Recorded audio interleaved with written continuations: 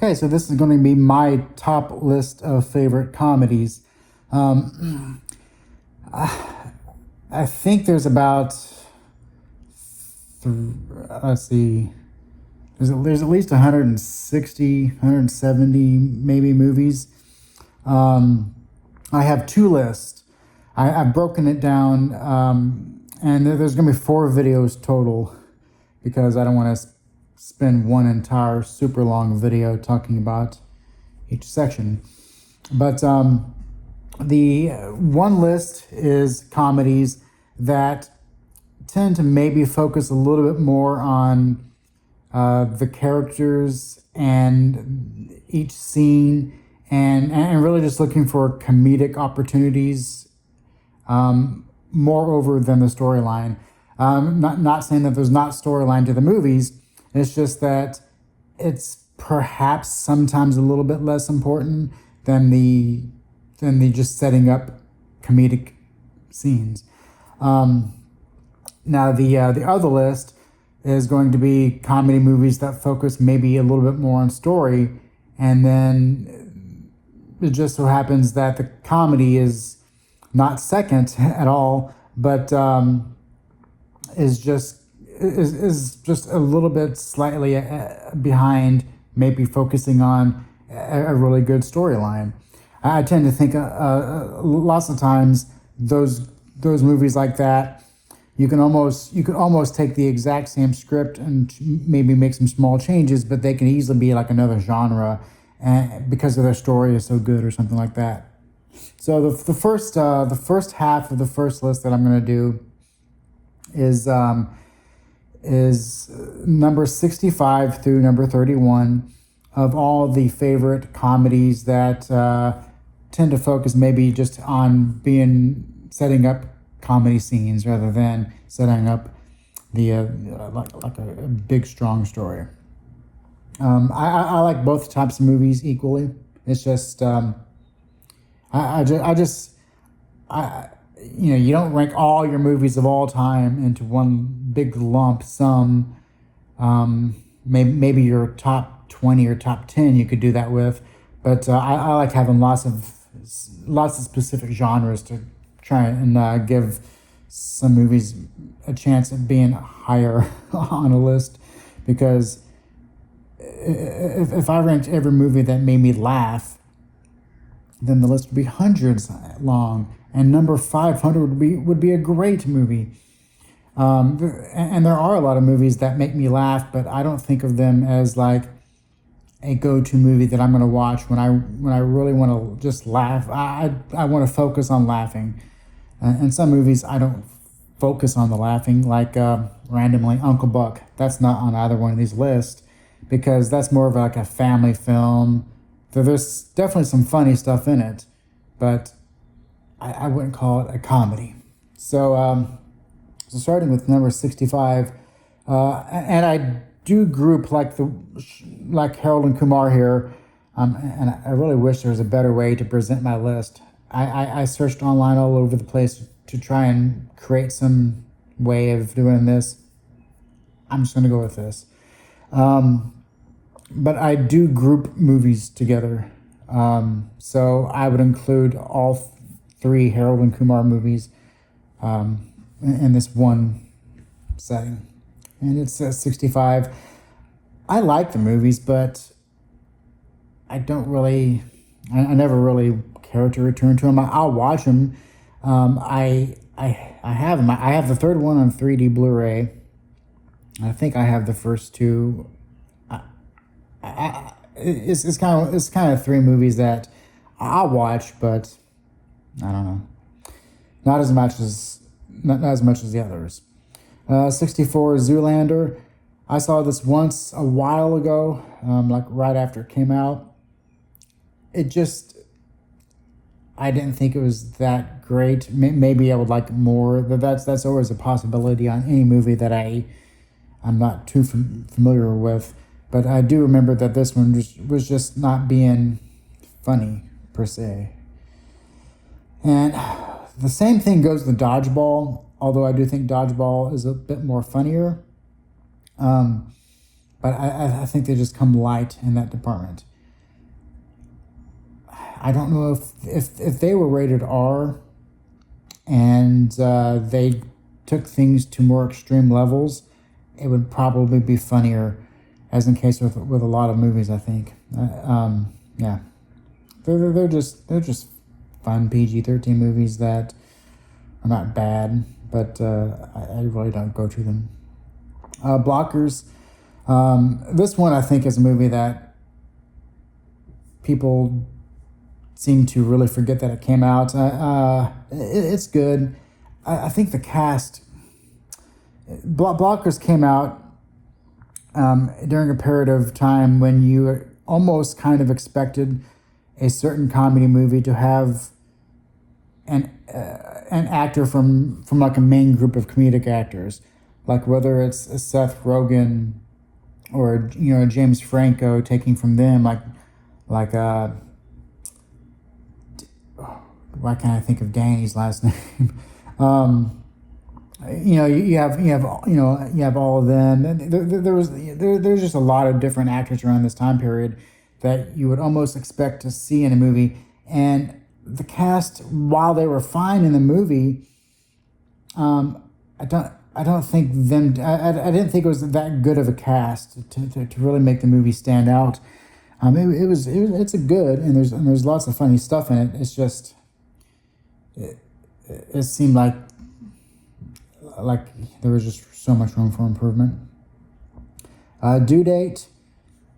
I wish these photos would format to the size of the box so you could see the entire image, because obviously I did not cut off these images like this. But due date, it's funny.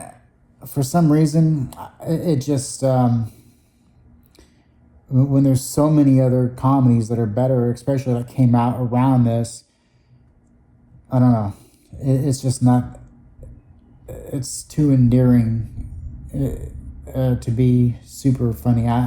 It's good. Same thing kind of goes with Step Brothers. I never really liked this one that much. I do like it, but I don't praise it. I think some things just kind of fall flat. Blazing Saddles. Here's another one. I talked about this the other day, but I think it's funny, but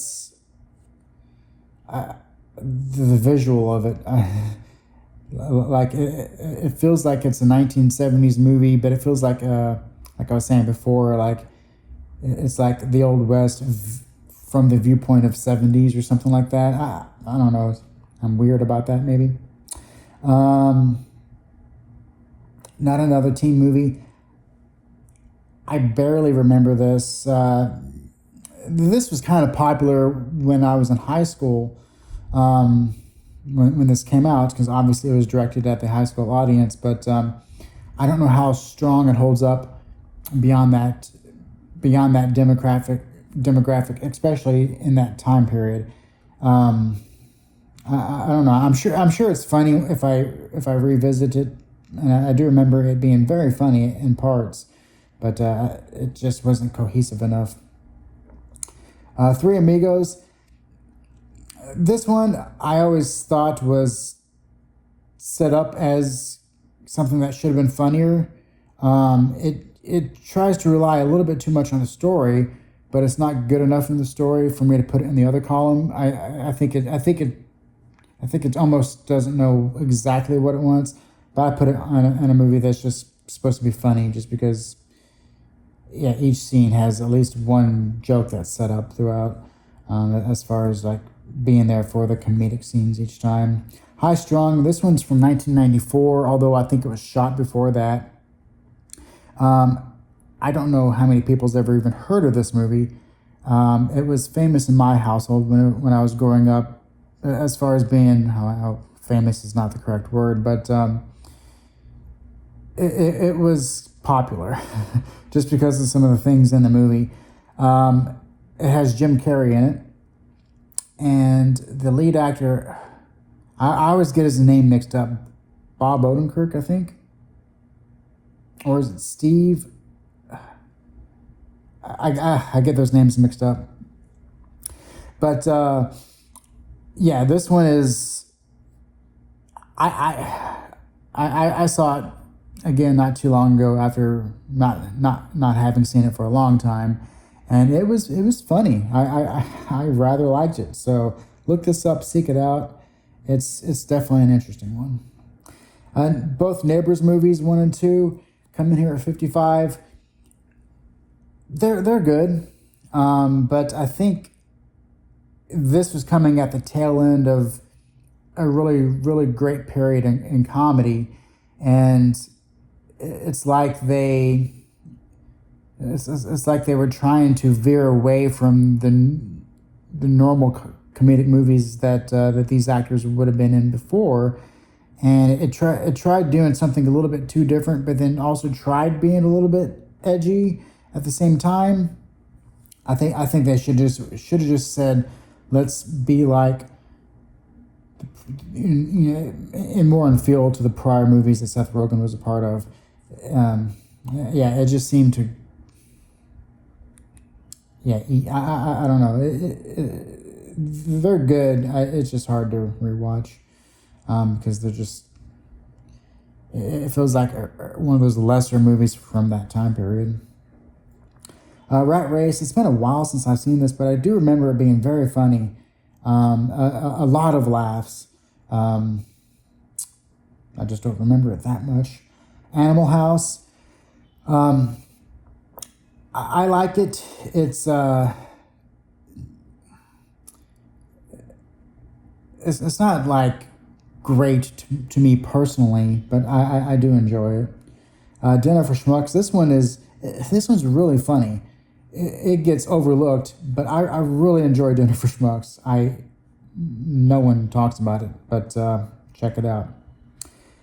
Monty Python and the Holy Grail. This one, like I said the other day, I think is funnier when I'm not watching it than when I am watching it. I just know that maybe I'll get into it more after I watch it a few more times. Dukes of Hazzard. Been a while since I've seen this one. I do remember it being very funny. Yeah, it has a really good cast. I thought it was well done, as far as replicating the TV show, and then also being for a new audience, although not trying to pander to a new audience. That was good. Road Trip. I think this could be funnier. It definitely tries to set up just comedic scenes, and there's a the little bit of the plot line going with it, but it seems like the big jokes of every scene are never not as funny as just the small little things that happen throughout the movie. Moving Violations. Here's another one that I don't think that many people's heard of. You have a really great cast. Just you got a Murray brother in there, who I can never remember names when I'm on the spot. Bill Murray's youngest brother, I think, but he almost kind of does his Bill Murray thing, and Jennifer Tilly's in here. It's just a really fun movie. All these different characters have to go to moving violations driving school because of their terrible driving habits. There's this real old lady who probably steals every single scene that she's in. It's wild. It's really funny. Quasi. I hate this poster. The poster makes it seem very cheap, and it's a low budget, but it's hilarious. It takes about 30 minutes to get into because it does. You can tell that I hate to say that it feels like a Hulu movie, but you can tell that it's like a movie. But then the more you get into it, the more things in that world seem very realistic, and it's almost like they're replicating this time in history very well to make us, like if I want a medieval movie, it's hard to find a good medieval movie. There's only so many out there that especially give you those deep vibes, But yeah, this one gives them to you in comedic form, and I think it's a movie that will probably grow my list. Maybe the more I see it, but I was very held back on watching it just because it seemed like I could have been let down, but never bet against Broken Lizard. Revenge of the Nerves. It's been a long time since I've seen this, but I do remember thinking that it was really hilarious. I remember a lot about it. Um, the, I don't recall that many people talking about this, but I can imagine with some of today's audiences, they might watch this and think that it's really might be really hard to watch because there's so many instances of, well, they would never get by doing that in a movie today, or just the way that it showed the heroes of the film. It's a crazy movie. It's really good. Beavis and Butthead Do America. Um, it's actually a really good movie for what it is. It's hard to rank higher than 45, just because there's so many great things ahead of it. It's not great by any means as far as like how good of a film it is, but the classic storyline that it has going with it is just hilarious and well paced, and just everything is really really good about it. And the sequel, I will include the sequel because the sequel to this is very very good. Both Weekend at Bernie's movies. The second one especially. The first one, it's good, but I will watch the second one probably 3 to 4 times more than the first one, just because the second one is just amazing. Hot Shots Part 1 and 2. As far as spoof comedies go, they're very funny. I think the story could be a little bit better to kind of hold things together. Otherwise, it feels more like sketches. But a lot of very very funny stuff. Both In-Betweeners movies. I don't know how many people will know about these because this is the In-Betweeners was a British TV show, and then they made 2 movies, and very very funny movies. They're not masterclasses in story or anything, but there's just some hilarity to be had in those movies. Anchorman 1 and 2. I don't go crazy about these movies like some people do. I actually think the second one's funnier than the first one. They're very funny movies, just not exactly my cup of tea as far as like something that can make my top 10 just because I like it so much. But still very funny. Little Nicky. There's lots of Adam Sandler movies that I don't consider to be comedies per se, because I don't recall how often The Waterboy or Big Daddy or some of his other movies in this time period especially really make me laugh consistently. And like I said, it's something that I really want to sit down and just laugh consistently throughout. They're funny, but I think they can be very, very sentimental a lot, and try to focus on like the heartfelt, moments a bit too much. Whereas Little Nicky, and I always wondered if there's like an unrated cut of this because it's very close to being R. I don't know why they just didn't go R with it, but there's a lot of really good gags in Little Nicky, and I like I like the straight humor throughout. It does have a little bit of a romance going on there, just a little bit, but that's the amount of romance that I like in a movie like this. Billy Madison. I do think Little Nicky's probably a better story. Billy Madison probably just gives me a little bit more nostalgia. Probably the same, maybe a little bit more laughs. And that's what these lists are all about, is the amount of laughs I get and how good the story is, or how good it is within the context of the movie. Because some movies, I don't want the story to be any more than what it is.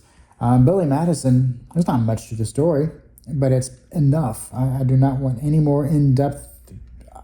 All I care about the O'Doyles is O'Doyle's rule. I don't need to know anything else other than seeing the way their characters act. I don't need a full backstory or in-depth look at, you know, I just want simple stuff sometimes, and Billy Madison's really good at that. Nutty Professor 1 and 2. I always forget 2 is as good as it is for some reason. 1 is really good. Eddie Murphy is just incredible at all these characters. The dinner scenes in these movies, comedy gold. Some of the best stuff you'll see. But yeah, some really, really great stuff. The Clerks movies, I remember Clerks 1. I don't remember how hilarious that is. Plus, it being in black and white, that might make it hard for it to be like a straight up comedy. I don't know. But the second Clerks is really funny. I've not seen the third one. It's not. I've only seen Clerks 1 once. I've seen Clerks 2 once. So they're not high on my list, but I do know that they're really good. Eurotrip. This one to me is, sure, I think it could be a little funny. Sure, I think there's a couple moments that fall maybe just a touch flat, or some extended sequences that maybe could have been pared down in favor of other stuff, or just more to them. For instance, the Italian guy on the train bit.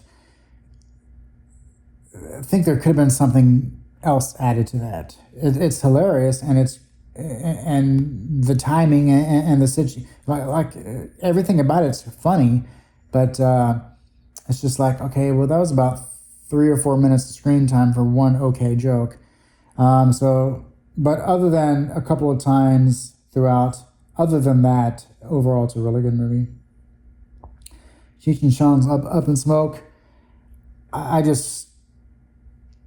It's just wild and crazy. A lot of fun, a lot of hilarious lines, great stuff.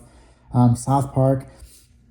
Like I said before, even though I like the songs in South Park, I would rather them to be like a 15-second segment, and then get on with more comedic, lines and dialogue and stuff, rather than just having, even though some of the dialogue and the songs are funny, to me, it just, personally, it doesn't make for a movie that's like in the top 10. Sausage Party, a lot like South Park, having a cartoon, R-rated cartoon comedy. Sausage Party is very, very funny. There's a lot of great stuff in that.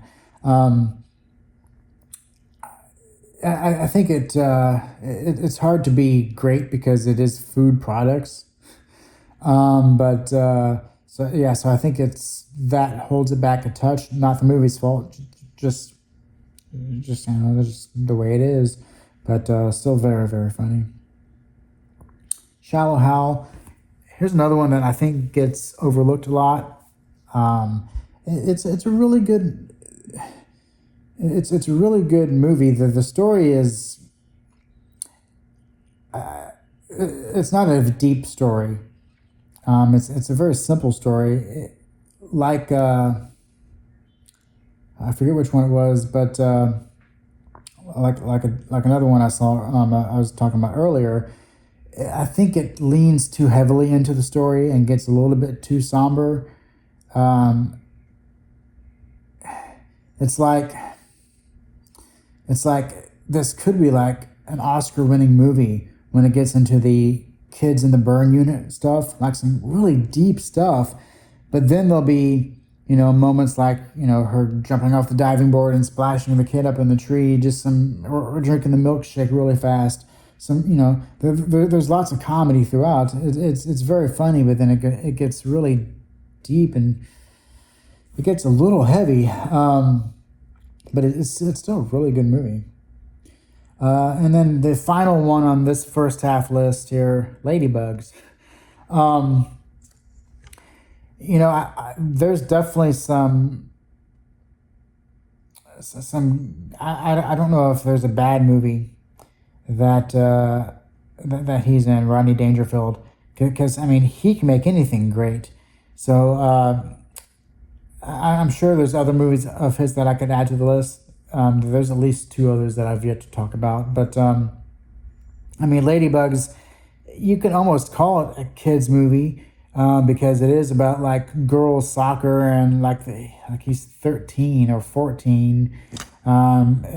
It focuses on the Jonathan Brandis character, but Rodney Dangerfield is, I mean, he's throwing one-liners and doing things all over the place that is just downright hilarious, and I like everything else about it too. I think it's just a really fun movie, just full of comedy throughout. So I think if any adult would have an aversion, because it's an early 1990s coaching a girls soccer team, trying to do good for the boss type of, you could almost feel like, oh, this is probably a better movie for young girls or younger kids or something like that. Or as an adult, I think it's hilarious, and that's all that I care about when it comes to this. Yeah. So the first half of the first list, I will next do the first half of the other list, the more storyline based movies, at least from whatever opinion that I have here. Then I'll go back to the second half of this list, and then obviously back to the other one. But until that next video, I'll catch you on the next one.